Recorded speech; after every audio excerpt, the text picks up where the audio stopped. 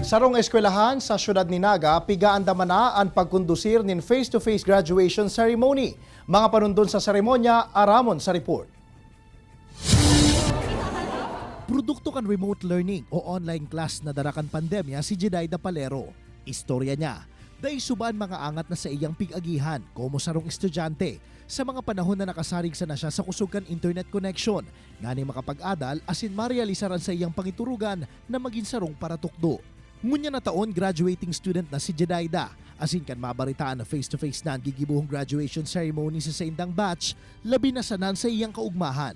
It's very important kasi it's a physical reward sa hardship ng mga students, and finally kahit na condition na yung mind namin na walang magiging face-to-face graduation, pero here it is, so mas mafe-feel talaga mga students yung hardship na ginawa nila for 4 years. Siring man na naging sentimiento ni John Lester na sarumang graduating student sa kursong Mechanical Engineering. Exciting kasi mararanasan ulit ng maraming estudyante, lalo na sa college, yung face-to-face program na graduation.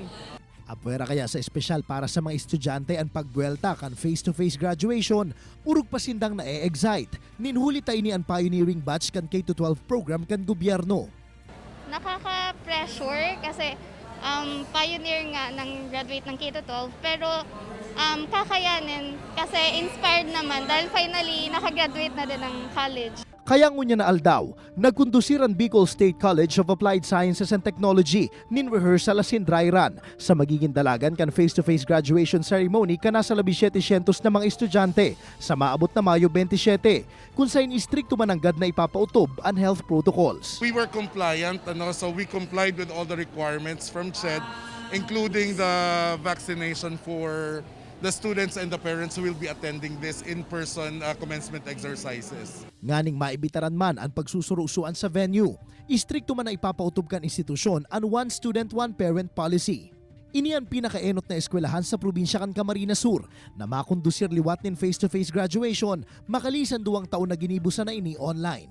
Kaibahan si Jovel Ubiso, Jesse Cruzat, Balitang Bicolandia.